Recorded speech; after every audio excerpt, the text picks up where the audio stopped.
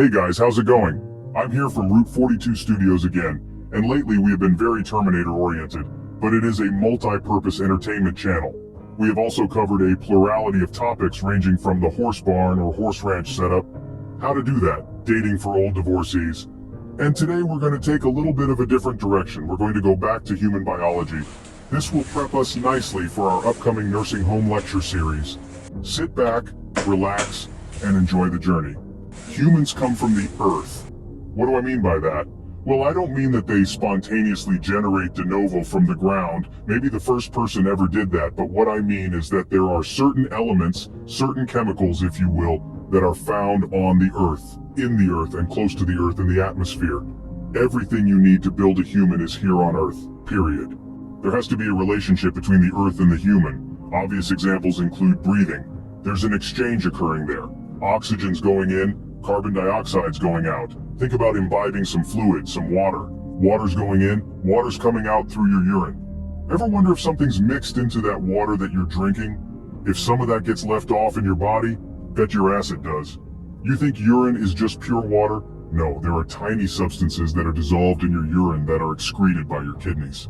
So far what we have is there's the earth, and there is a certain chemical palette upon which everything on the earth is made, including living beings, namely human beings. And I think we've established that there's empirical evidence of just making the observation really that people interact with their environment.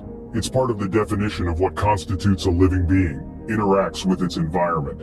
We interact by receiving certain stimuli, processing it in our thalamus, and then from there, it goes to the higher level borders of the brain, except for the olfactory bulb. I believe that goes just straight to the limbic system structures without passing through the sensory relay station of the thalamus. You take this data from the sensory input, and its subconscious is not under your control for the most part. Some of the sensory input is processed and determined to be relevant, important, and it's brought up to higher cerebral cortex levels to our awareness, and some of it's filtered out based on the information that's deemed worthy. And that does end up going to your consciousness, and there's some computations that occur, and that's pretty complicated.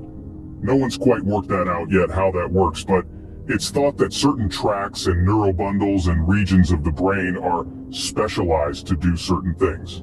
Once that data from the sensory is exchanged and manipulated and mixed in with other things like prior experiences, there is a decision made.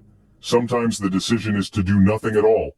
Other times, the decision is to send a signal down your spinal cord and have you move your body in a certain way, whether it's to music or a predator or both. Interaction with the environment. One of the things that it's important to realize that human beings are made up of smaller parts. You can have a man and you divide them up into different organs.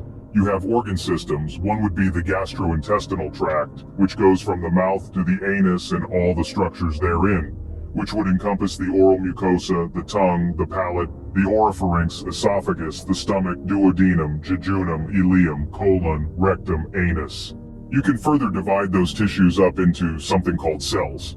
Cells are these kind of discrete little entities. You can think of them kind of as like a sack of a balloon full of fluid, except this balloon is made out of a phospholipid bilayer, and it has proteins embedded in it, and things can pass in and out of the cell. Things that are either passively moved across, along its concentration gradient, or actively, meaning ATP is required, transported through special pores or proteins. Some things can readily cross, lipid-soluble materials, some gases.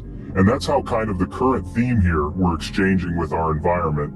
And so it's true also with the cells exchanging with their microenvironment of interstitial fluid that surrounds the cells and that contains nutrients, and also it has dissolved gases like oxygen and carbon dioxide. The cell requires oxygen for aerobic respiration, one of the ways that we get material for generating ATP, which is the power source of cells. So to get oxygen to all the cells in the body, and to remove toxic carbon dioxide from the body cells, you need to breathe air in, breathe it out. An efficient way to do this is to have iron-containing proteins called hemoglobin, which are in red blood cells, which are cells that don't have a nucleus anymore and last about 120 days, have those in your blood, and they bind oxygen and so on. And the red blood cell has to be circulated. The way that's done is the body has a large pump. It's called a heart. Various things can modify what the heart does. Neural hormonal influences, hormones, input from the vagus nerve, norepinephrine, and that forms the basis of the CNS. Yeah, that's it.